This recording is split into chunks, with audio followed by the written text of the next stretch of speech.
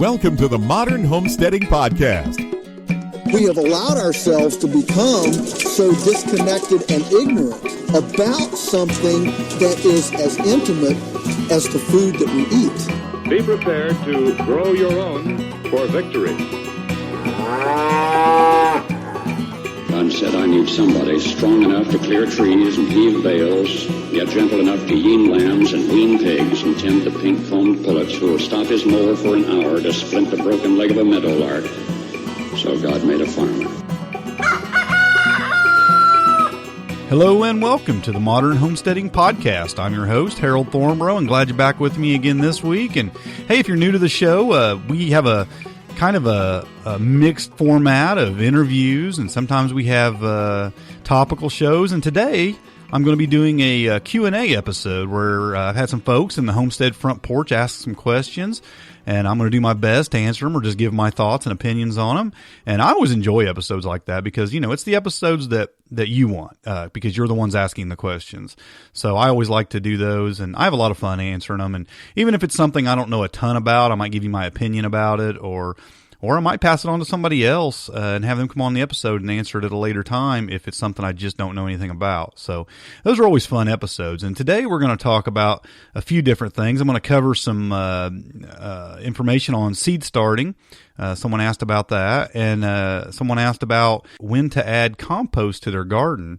And I thought that was a good question. Also, someone wanted some information on health insurance for a self-employed family. And, you know, I put it out there, ask whatever you want. And maybe that doesn't sound like a homesteading question, but it absolutely is. And I do have a little bit of information about that, so I'll talk a little bit about that. Also, someone asked about tanning rabbit hides, and I'll talk a little bit about that. And see what else. I'll also have a question I rather enjoyed because it's something really kind of outside of the normal homesteading question, and that was about what software I use to do all my, and the words they used were techie stuff.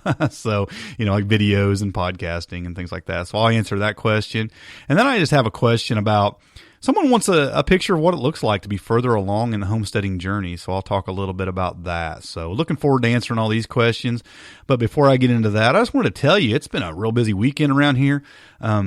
A couple weeks ago, I had told you that our dog that we'd had for a long time, he got pretty old and got real sick and passed away. And we were debating on whether to get another dog or not. And we'd kind of decided, well, we'll just see if one happens to fall into our laps, we'll maybe get another one, but let's not go looking for one.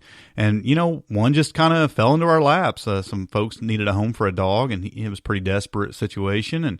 And she's a good little dog, you know, and it's been kind of fun this weekend. We have a puppy door in our back door. They kind of run the backyard, and we have a fenced-in backyard, and had to be training her to use that. And she's 2 years old. She's not a puppy, so, you know, it's a little bit of a challenge teaching her how to use that. And then also she's got sight of the rabbits and the quail, and she's wanting to bark at those a little bit.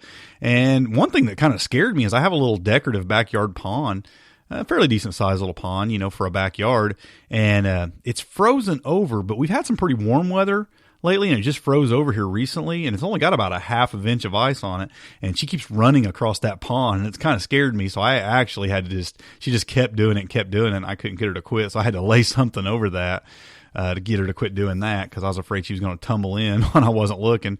And but, you know, once it thaws out, I'll be able to stick her paws in it and show her, hey, you don't want to get in there. So anyway, yeah, I mean, just a lot of little things you got to teach a new dog, but I think she's real smart. She's already learned how to use the puppy door, and I think it's going to work out real good. She's a real good dog, and we're going to enjoy having her around. So let's just jump right into the Q&A questions for today. The first question comes from Helen. She says, I'd love to hear your seed starting tips. I'll be starting to sow seed for the season in mid-February, so it's coming up fast. My soil is heavy clay, and our season is relatively short, so I prefer to start seeds in trays, pots, even guttering. What are your favorite methods, or does it depend on the crop? Well, it kind of does depend on the crop, because there's a lot of things I don't start at all. I direct sow. Any kind of leafy green, I pretty much direct sow. Root vegetables, I direct sow, meaning I just put them straight in the garden. I don't start those early, but I do start my tomatoes and my green peppers, all my peppers, eggplant. There's a lot of stuff I start, and I generally start about, I go to my last frost date, my average last frost date, and I actually back up about 5 weeks. Now I let my plants get about 6 weeks because I don't put them in the garden until about a week after the average last frost date, because I have had some bad luck with that in the past. So I back up about 5 weeks, and that's when I start planting the seeds in trays. And what I use are these 6-cell trays, the little trays you get. And I'll put links to everything I'm talking about today in the show notes. You can find those show notes, by the way, at smalltownhomestead.com/54. And anyway, I get these, there's all different sizes of these trays, but of course, the bigger they are, the cells are, the less number are in the tray. So the 6-cell is about the size I like to use. And they have a 4-cell. You can get them up to 100-cell for the real little seedlings. You can just get stuff barely started. But I get the 6-cell. And they're not expensive. You can get 24 of those trays for like $7 or $8.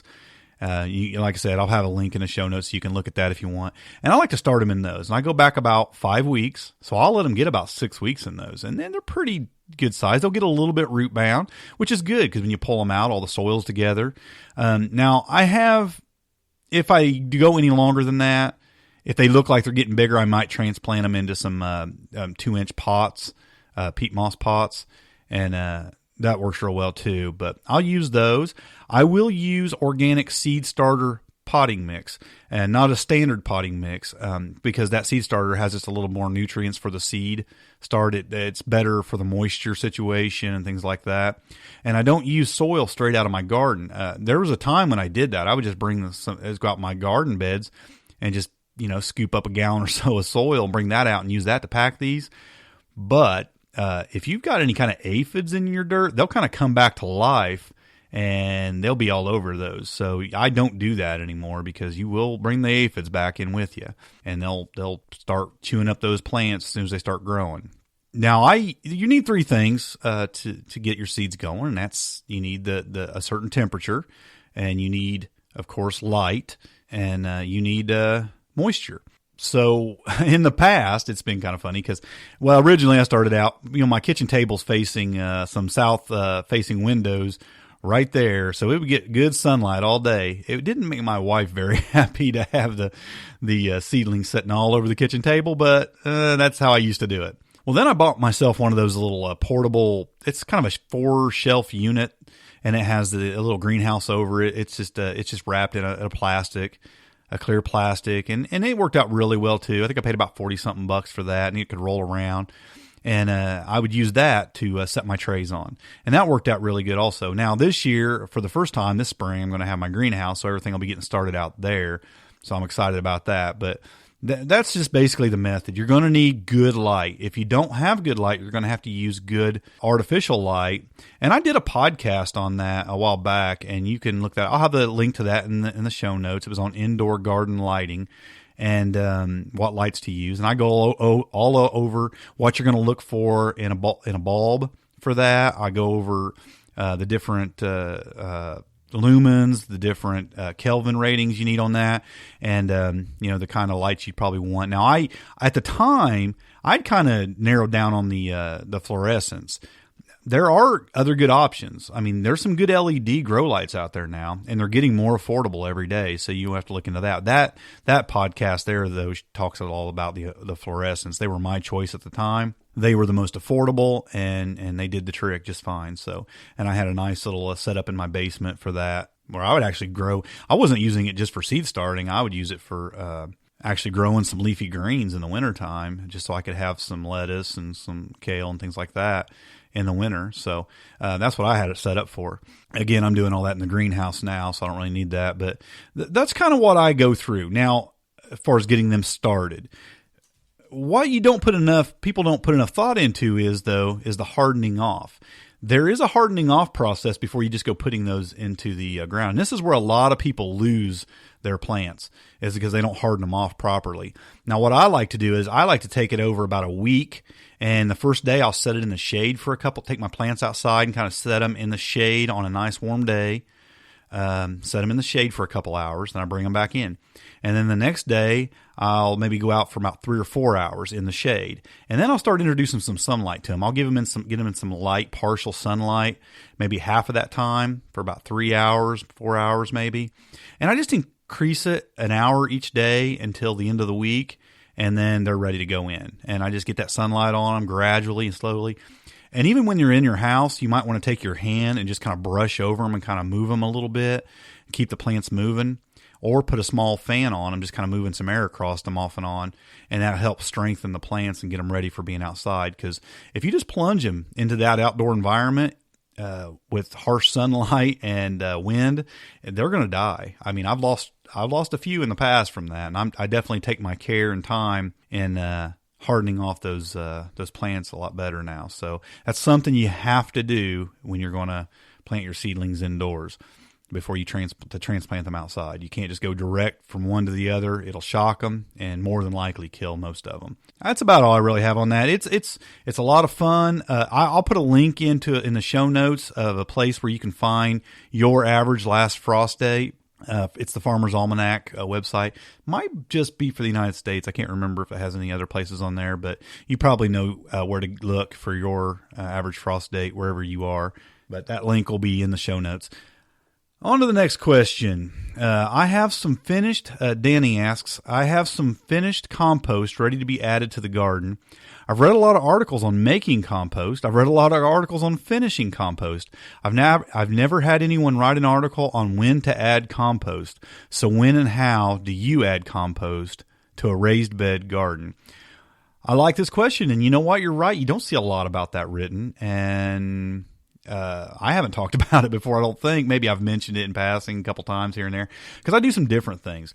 I did notice a couple places suggested that you add it in the fall and in the spring, or just in the fall or just in the spring. I generally add my compost in early spring. Now, this is kind of going to tie in with the last question, because here's what I do. I generally like to add the compost a couple weeks before I plant everything in my garden in the spring. What I'll do is, again, I backed up 5 weeks, right? So at about 3 weeks for that stuff sitting on my table or sitting in my greenhouse getting ready to transplant, I got a couple weeks left, 2-3 weeks left, maybe 4 weeks into it. I'll put about 4 or 5 inches of compost all over my raised beds. And then what I do is I've got this pitchfork, and it's not like a hay fork. It's got a little bit wider. It's a small pitchfork, but it's got wider forks on it. I don't know, maybe they're about an inch wide, and there's like 5 of them. And I don't know what it's called. I like it for this, though. It's pretty straight. It's got a little curve to it, but it's mostly straight. And I'll spread that all over, and then I'll go and I'll just poke that down into the raised bed, through the compost into the soil beneath it, and I'll just kind of wiggle that. And I go about every 6 inches back and forth down that bed, and I just kind of create some holes, and I kind of wiggle it around, and I give it a place for that compost to kind of work down into those holes. Now, I don't do anything else to it. I don't turn the soil or anything like that. I just kind of poke those holes in it, wiggle it just a little bit, and I go up and down the beds doing that. And it takes a little bit. With all the raised beds I have, it takes an hour or so for me just going through there doing that. I get all that done, and then I don't do anything else to it. It's going to rain. You're going to have some bugs working that soil a little bit. And then when I plant the plants in there in 2 or 3 weeks, the roots, as they grow, are even going to pull some of that nutrient down in there. So spring is the time when I do it, but I don't do it like right before I'm going to plant. I do it, a couple 2 to 3 weeks before I'm going to plant. However, I don't not do anything in the fall. I do generally cover my raised beds with leaves in the fall. I gather up all the leaves off the property, and sometimes I get them from another person's property that I know they don't do any treating or anything.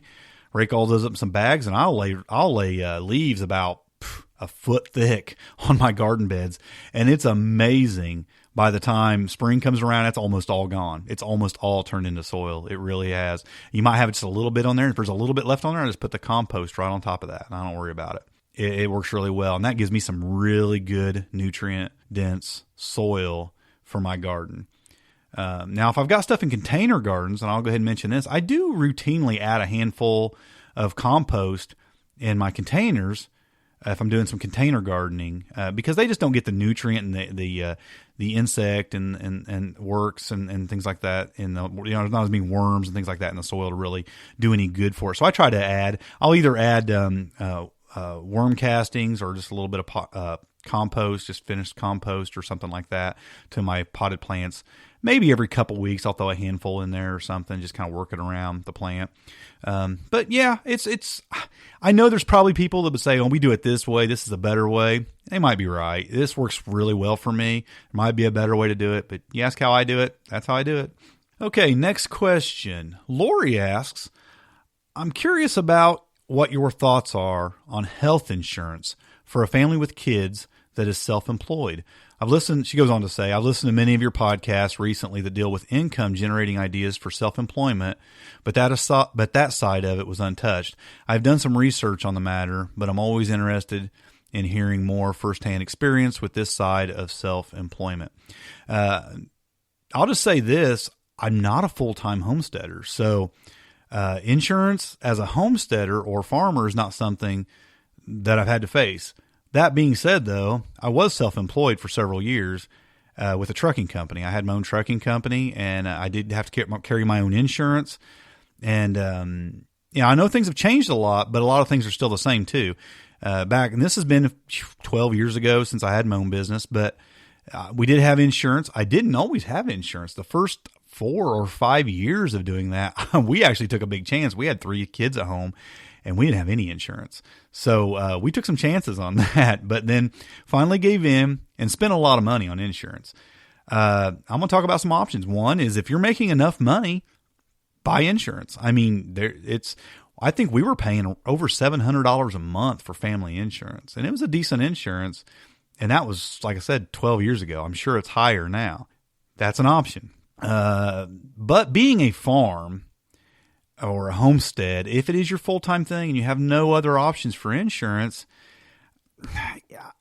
healthcare.gov might be a place you want to look at.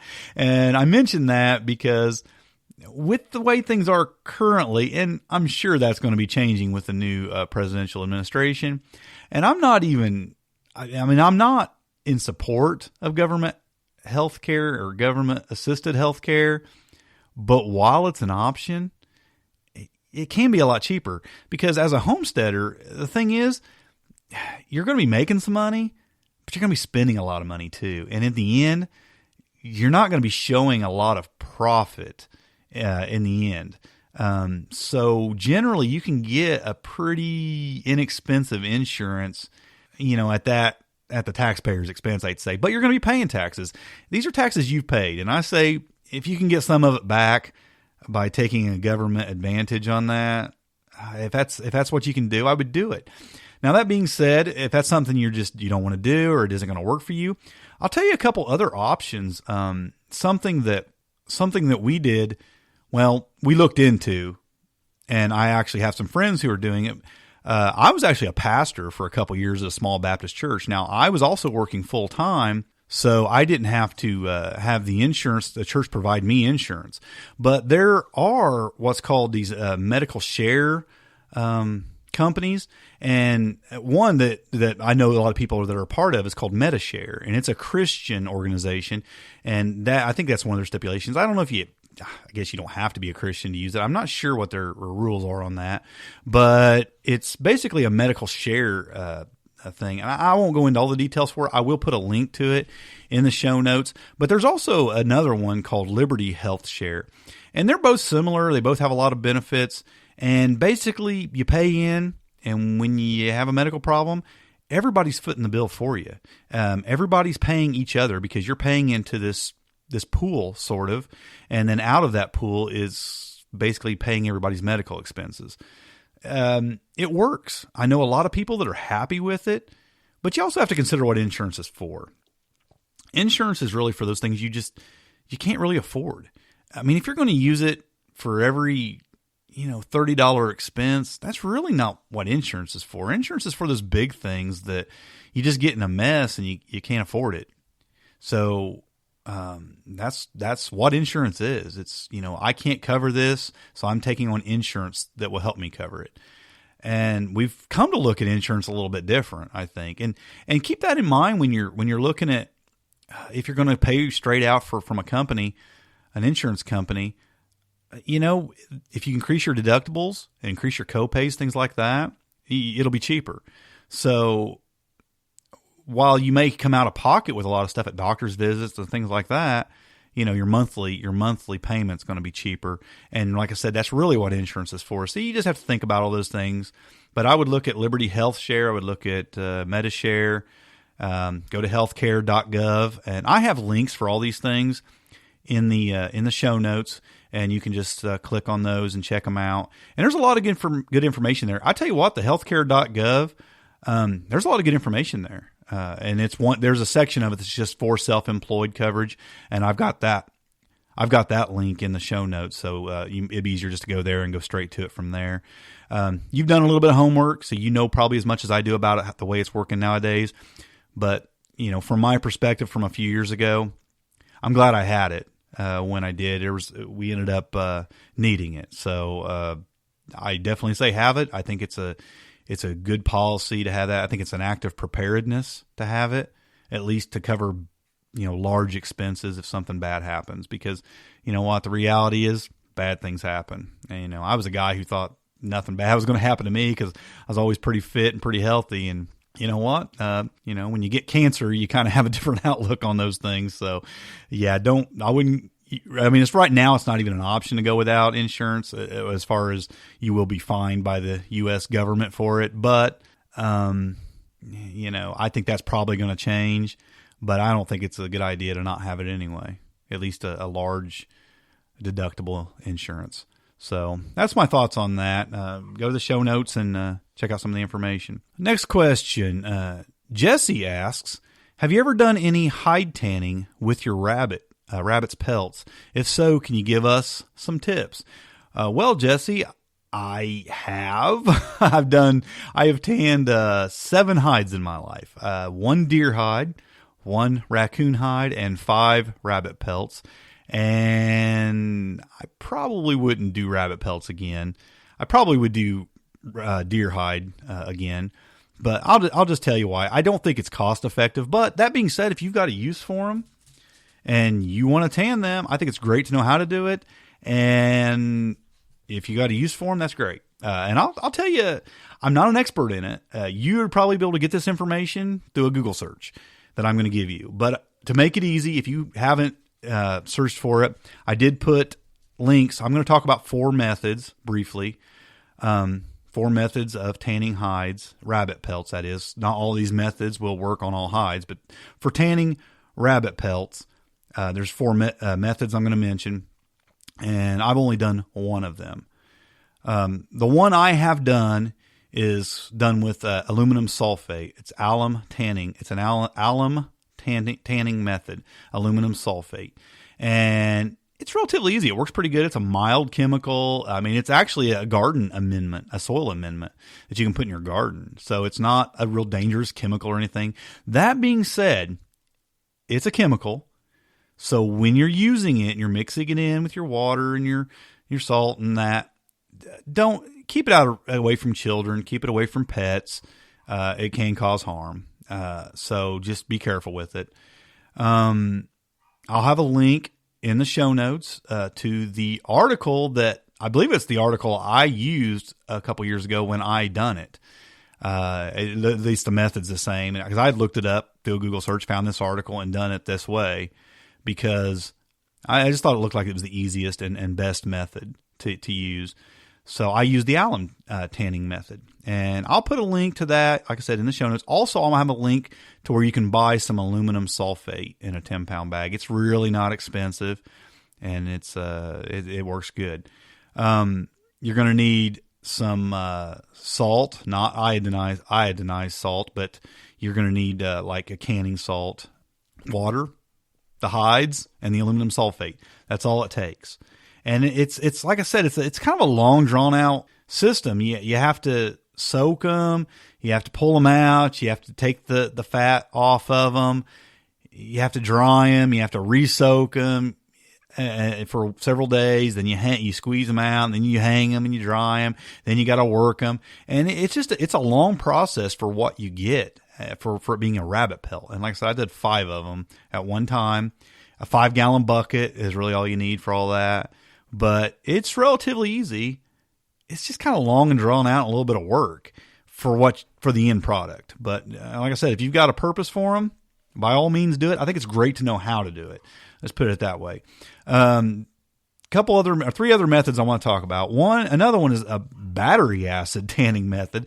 And surprisingly, a lot of people use this method using battery acid. Now, battery acid can be purchased at a auto parts store. Battery acid sounds scarier than it is, but again, it is acid. So of course you have to use gloves and be real careful with it.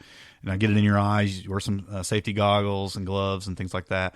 I don't recommend that method. It's a little more dangerous than using the aluminum sulfate. I wouldn't do it, but I have a link in the show notes to an article on using battery acid.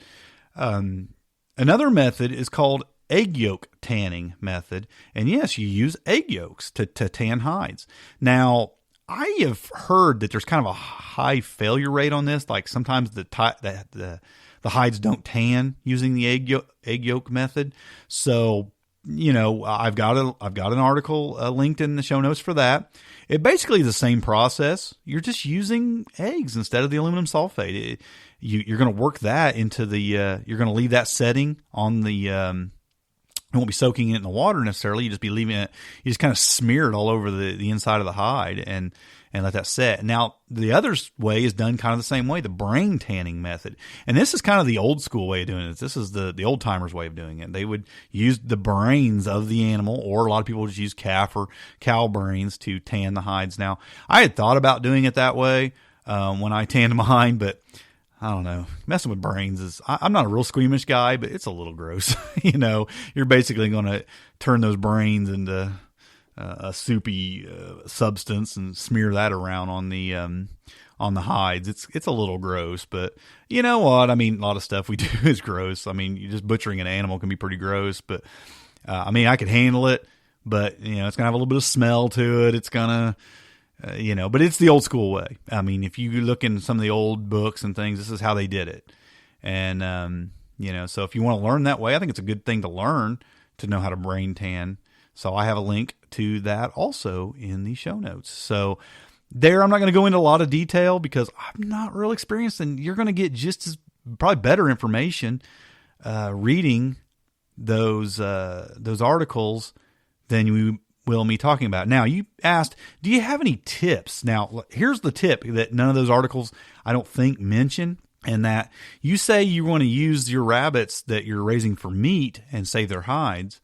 Well, here's the problem I have with that, because what I find is if I'm raising my rabbits for meat, I like to butcher them young, because you have less money in that meat, and you really can't use the hides on them young ones. The hide is so thin that they're really almost useless for tanning.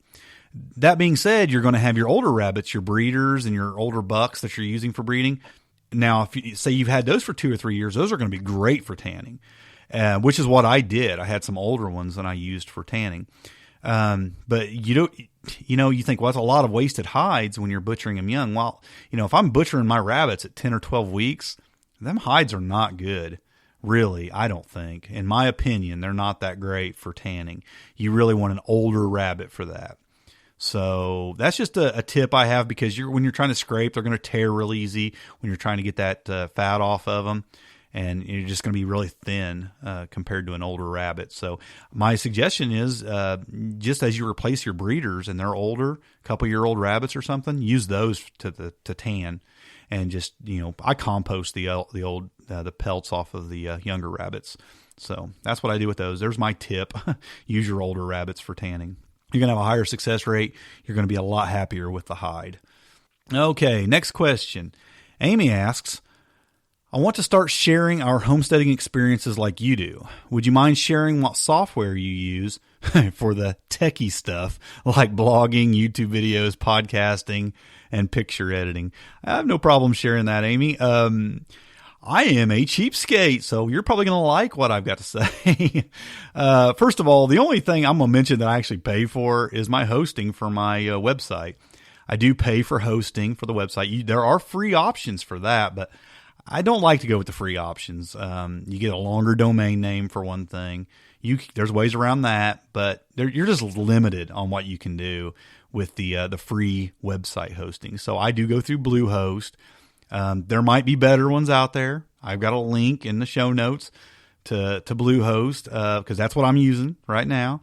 But I will say this: the bigger your traffic, the higher your traffic gets on a share hosting, you're going to start running into some trouble. It's not something you got to worry about. I've been doing it for a couple years and I've not really ran into trouble yet, but I'm getting close to probably having some trouble with my traffic. So, but it costs you a lot more if you're going to go another way. But start out with like Bluehost or HostGator or, some shared hosting service. It's really inexpensive, a few bucks a month.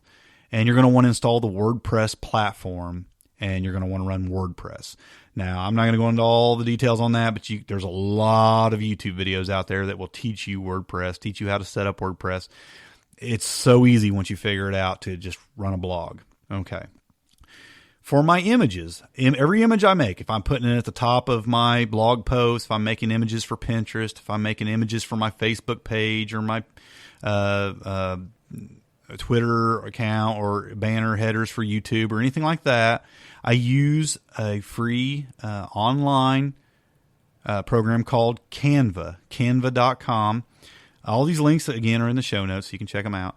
Go to Canva, and it's free. And there are things you can buy there. You can buy backgrounds. You can buy pictures.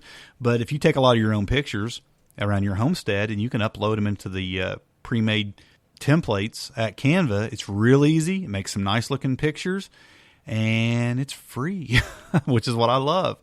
For my podcast, I edit my podcast. I record it and edit it in a program called Audacity. Audacity is, you guessed it, free.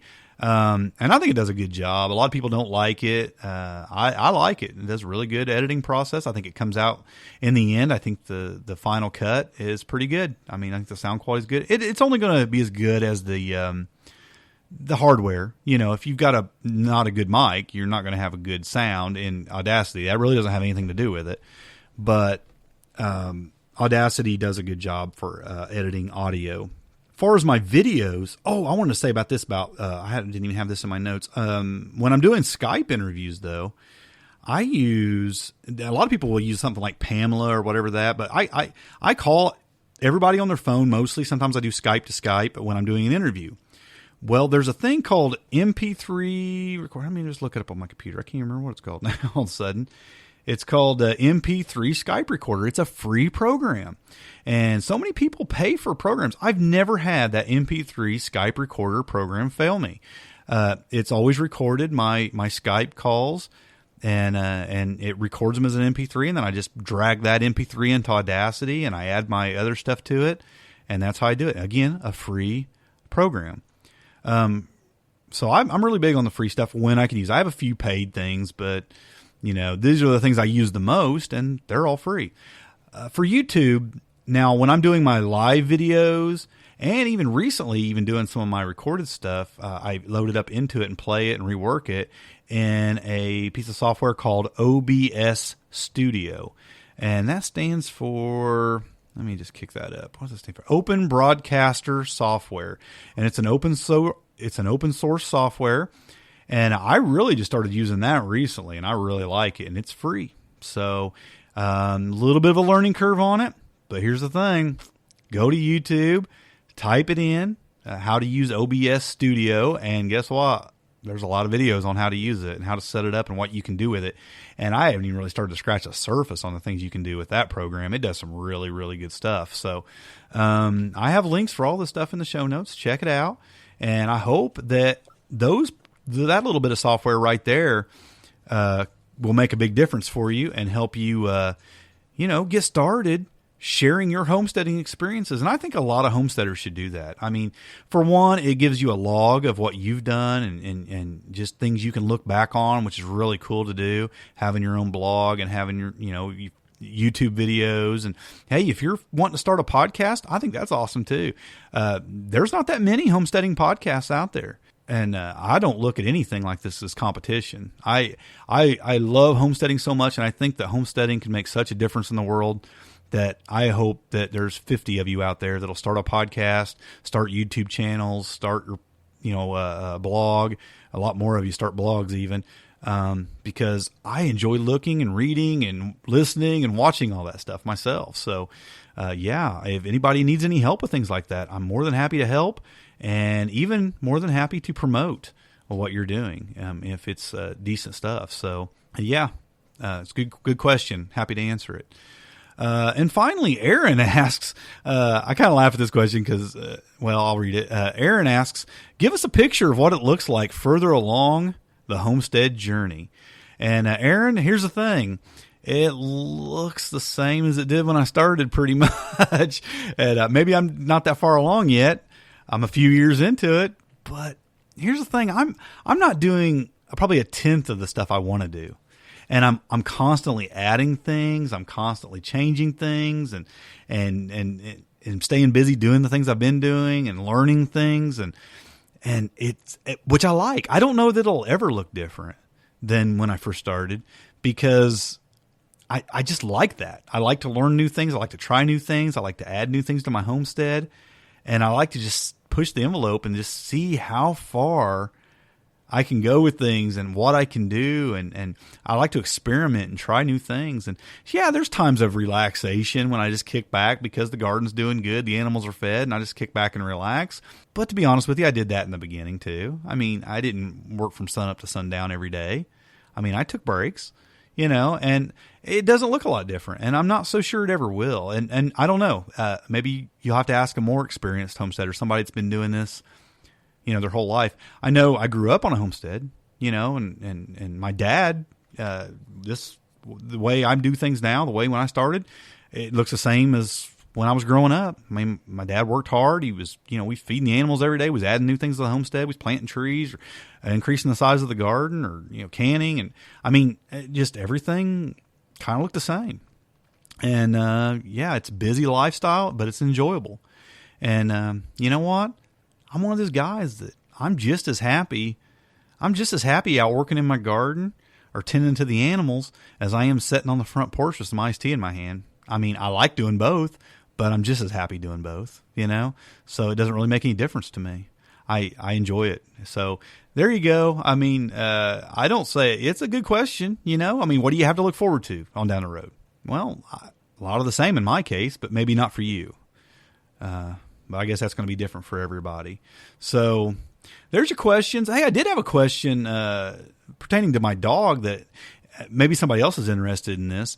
And this one didn't get sent to the for the podcast, but I thought it was a good question. I was talking about how I had to train our new dog not to bark at the animals, and you might have heard her barking a little bit ago outside. I just heard her, and I didn't go out there to stop it or anything.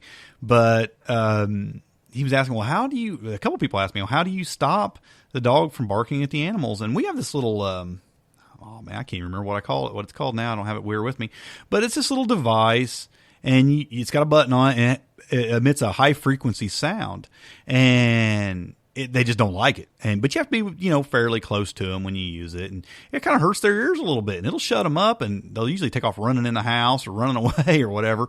But they start getting the message after a while. When they start barking, you push that, and they shut up, and they kind of run or whatever and get away from it. And a few times of that, and they just don't do it anymore. So we've been training her not to bark at the animals using that.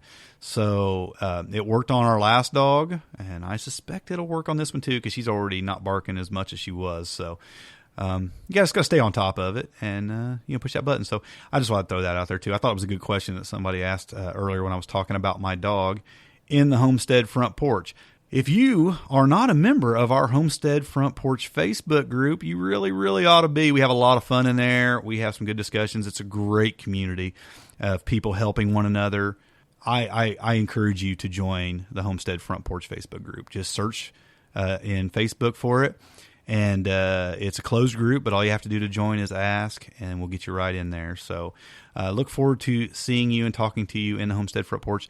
Also, if in the future you want to ask a question for our next Q&A show. I don't know when that'll be. I know I got an interview next week, and I have maybe a standalone show coming up after that, but then might have another Q&A show.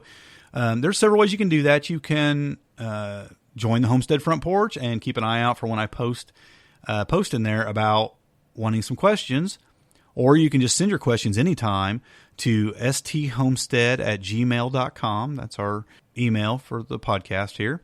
sthomestead for Small Town Homestead, sthomestead@gmail.com. Or you can actually call in and leave a voicemail, and I'd love to get more of those. You can call in to 765-203-1949. That's 765-203-1949. That's you're just going to leave a message and a beep, and it's not, you're not even going to know who you're talking to necessarily, but it's the voicemail for this podcast. Leave your question or comment in there, and if I can use it on the show, I will. I would love to have more of that, especially on the Q&A episodes. Play a few questions and have you guys actually asking your question on the podcast. So I think that about wraps it up for the day. I appreciate you listening today. And as usual, I want to bid you happy homesteading and God bless. Thanks for listening. To see the show notes for this podcast or listen to other podcast episodes, go to smalltownhomestead.com. There you can also read our blog, connect with us on Facebook, Twitter, and Google+, and take advantage of the many resources we make available to help you along in your homesteading journey. Please share this podcast and help us to carry out our mission of helping others to homestead today for a better tomorrow.